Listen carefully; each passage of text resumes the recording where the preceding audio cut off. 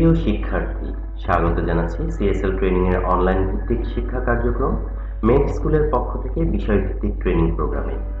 আমাদের আজকের বিষয় জাতীয় শিক্ষাক্রম ও পাঠ্যপুস্তক বোর্ডের একাদশ ও দ্বাদশ শ্রেণীর পাঠ্যসূচি অনুযায়ী সংখ্যা পদ্ধতি ও ডিজিটাল ডিভাইস অধ্যায়ের বাইনারি যোগ বিয়োগ, চিহ্নযুক্ত সংখ্যা ও দুইয়ের পরিপূরক বিষয়গুলি। বাইনারি গণিতের একটি অংশ হচ্ছে বাইনারি যোগ বিয়োগ। প্রথমে আমরা দেখব বাইনারি যোগ। তার আগে আমরা দশমিক পদ্ধতিতে কিভাবে যোগ করি একবার দেখে নিই। আমরা 3592 এবং 4387 সংখ্যা দুটিকে যোগ করব। 2 ও 7 কে যোগ করে পাওয়া যায় 9, 9 ও 8 কে যোগ করলে যোগফল পাবো 17।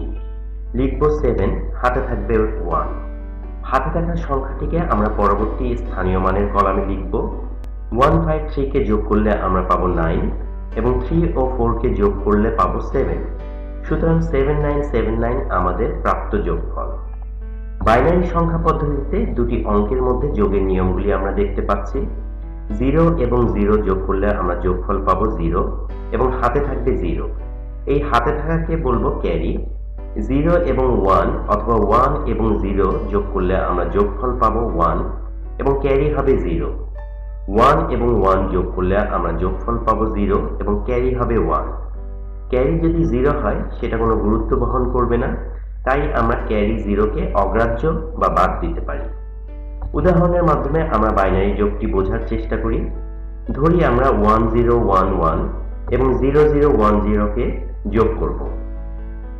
1 আর 0 যোগ করলে যোগফল 1 এবং ক্যারি 0 পাওয়া যায়। 1 আর 1 যোগ করলে যেহেতু আমরা 10 পাই, আমরা যোগফল লিখব 0 এবং ক্যারি 1, যা আমরা পরবর্তী স্থানীয় মানের কলামে লিখব। 10 যোগ করলে 1, আবার 10 যোগ করলে 1 হবে, তাই আমরা যোগফল লিখব 1। 1 আর 0 যোগ করলে যোগফল পাবো 1। সুতরাং 1101 আমাদের নির্ণেয় যোগফল।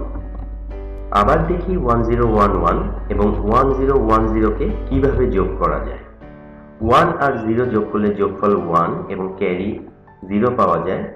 1 আর 1 যোগ করলে যেহেতু আমরা 10 পাই, আমরা যোগফল লিখব 0 এবং ক্যারি 1, যা আমরা পরবর্তী স্থানীয় মানের কলামে লিখব।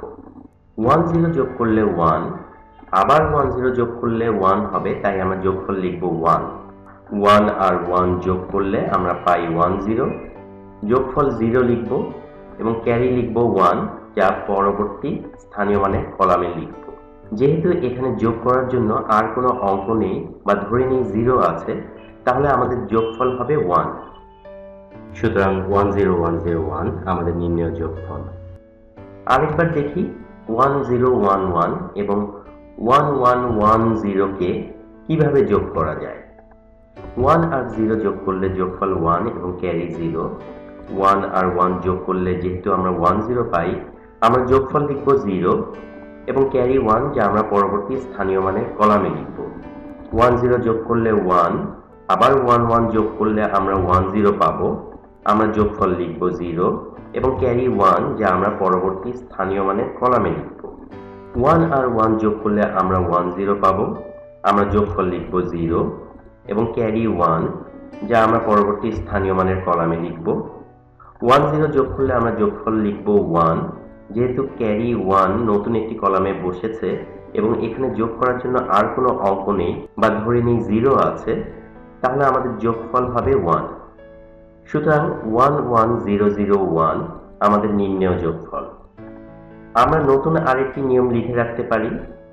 1 1 ও 1 যদি আমরা যোগ করি, তাহলে আমাদের যোগফল 1 আর ক্যারি 1 হবে। অনুশীলনের জন্য 3টি প্রশ্ন দেওয়া হলো। ভিডিওটি পজ করে সমাধান করার চেষ্টা করি।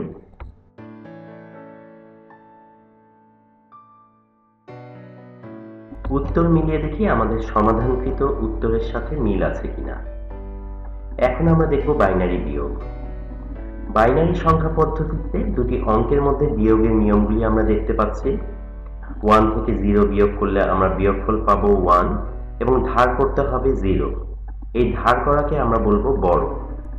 1 থেকে 1 এবং 0 থেকে 0 বিয়োগ করলে আমরা বিয়োগফল পাবো 0 এবং বড় হবে 0। 0 থেকে 1 বিয়োগ করলে আমরা বিয়োগফল পাবো 1 এবং বড় হবে 1। বড় যদি 0 হয় সেটা কোনো গুরুত্ব বহন করবে না, তাই বড় জিরোকে আমরা অগ্রাহ্য বা বাদ দিতে পারি। উদাহরণের মাধ্যমে আমরা বাইনারি বিয়োগ বোঝার চেষ্টা করি। ধরি আমরা 110101 থেকে 10110 কে বিয়োগ করব। 1 থেকে 0 বিয়োগ করলে বিয়োগফল 1 এবং বড় 0। 0 থেকে 1 বিয়োগ করলে বিয়োগফল লিখব 1 এবং বড় 1, যা আমরা পরবর্তী স্থানীয় মানের কলামে লিখব। 1 থেকে 1 বিয়োগ করলে বিয়োগফল 0, আবার 0 থেকে 1 বিয়োগ করলে বিয়োগফল 1 হবে এবং বড় 1। 0 থেকে 0 বিয়োগ করলে বিয়োগফল 0, আবার 0 থেকে 1 বিয়োগ করলে 1 হবে এবং বড় 1। 1 থেকে 1 বিয়োগ করলে বিয়োগফল 0, আবার 0 থেকে 1 বিয়োগ করলে 1 হবে এবং বড় 1। 1 থেকে 1 বিয়োগ করলে বিয়োগফল 0 হবে। সুতরাং 11111 আমাদের নির্ণেয় বিয়োগফল। অনুশীলনের জন্য 3টি প্রশ্ন দেওয়া হলো। ভিডিওটি পজ করে সমাধান করার চেষ্টা করি।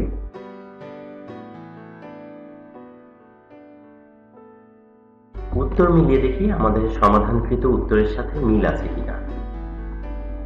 বিভিন্ন গাণিতিক সমস্যার সমাধানের ক্ষেত্রে ধনাত্মক বা পজিটিভ ও ঋণাত্মক বা নেগেটিভ সংখ্যা ব্যবহার করা হয়। সংখ্যাটি ধনাত্মক নাকি ঋণাত্মক তা বোঝানোর জন্য সাধারণত সংখ্যার প্রকৃত মানের আগে একটি অতিরিক্ত বিট যোগ করা হয়। এই অতিরিক্ত বিটকে চিহ্ন বিট বা সাইন বিট বলে, আর চিহ্ন বিট যুক্ত সংখ্যাকে চিহ্নযুক্ত সংখ্যা বা সাইন নাম্বার বলা হয়। ধরি একটি সংখ্যা 20। এর পূর্বে যেহেতু কোনো চিহ্ন যুক্ত নেই, তারপরেও এটি আমরা ধনাত্মক সংখ্যা ধরব। যেহেতু কোনো সংখ্যার পূর্বে কোনো চিহ্ন না থাকলে তাকে ধনাত্মক হিসেবে ধরে নিতে হয়। যদি আমরা সংখ্যাটির পূর্বে কোনো ধনাত্মক চিহ্ন দিই, তাহলে সংখ্যাটির ধনাত্মক মানের কোনো পরিবর্তন হবে না। কিন্তু সংখ্যাটি যদি ঋণাত্মক হয়, তাহলে অবশ্যই সংখ্যাটির পূর্বে আমাদেরকে ঋণাত্মক চিহ্ন দিতে হবে। ঋণাত্মক সংখ্যার ক্ষেত্রে সংখ্যার মান বোঝানোর জন্য 3টি ভিন্ন ভিন্ন পদ্ধতি অবলম্বন করা হয়। প্রকৃত মান গঠন বা সাইন ম্যাগনিটিউড ফর্ম, 1-এর পরিপূরক গঠন বা 1's কমপ্লিমেন্ট ফর্ম, 2-এর পরিপূরক গঠন বা 2's কমপ্লিমেন্ট ফর্ম। প্রথমে আমরা দেখব প্রকৃত মান গঠন। বাইনারি মেশিনগুলোতে অর্থাৎ কম্পিউটারে সংখ্যা 8 বিটে বিন্যস্ত হয়। যখন কোনো সংখ্যা ছোট হয় অর্থাৎ 8 বিটের কম হয়, তখন ডান দিক থেকে সংখ্যা বসে বাম দিকের বাকি ঘর 0 দিয়ে পূরণ করে। 8 বিটের সর্ববামের বিটকে চিহ্ন বিট বলে। চিহ্ন বিট 0 হলে সংখ্যাটি ধনাত্মক হবে, চিহ্ন বিট 1 হলে সংখ্যাটি ঋণাত্মক হবে। আমরা 8 বিট ধারক বা রেজিস্টরের মাধ্যমে প্রক্রিয়াটি দেখলাম। রেজিস্টর যদি 8 বিটের কম বা বেশি হয়, তখনও প্রকৃত মান গঠন অনুযায়ী সর্ববামের একটি বিটকে চিহ্ন বিট হিসেবে সংরক্ষণ করা হয়। অনুশীলনের জন্য 3টি প্রশ্ন দেওয়া হলো। ভিডিওটি পজ করে সমাধান করার চেষ্টা করি।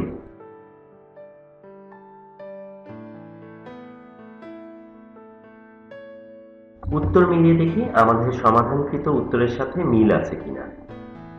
এখন আমরা দেখব 1-এর পরিপূরক গঠন। এটি খুব সহজ একটি প্রক্রিয়া।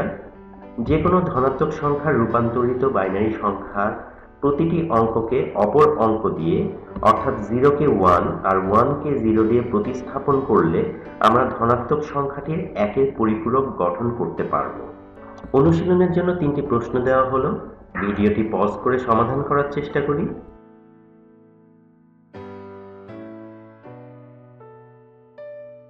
উত্তর মিলে দেখি আমাদের সমাধানকৃত উত্তরের সাথে মিল আছে কিনা। এখন আমরা দেখব 2-এর পরিপূরক গঠন। এই গঠন প্রক্রিয়াটিও খুব সহজ। প্রথমে আমরা যে কোনো ধনাত্মক সংখ্যার রূপান্তরিত বাইনারি সংখ্যা নেব, সংখ্যাটির 1-এর পরিপূরক গঠন করব, সংখ্যাটির সাথে 1 যোগ করব। প্রাপ্ত যোগফলটি আমাদের নেওয়া বাইনারি সংখ্যাটির 2-এর পরিপূরক। অনুশীলনের জন্য 3টি প্রশ্ন দেওয়া হলো। ভিডিওটি পজ করে সমাধান করার চেষ্টা করি।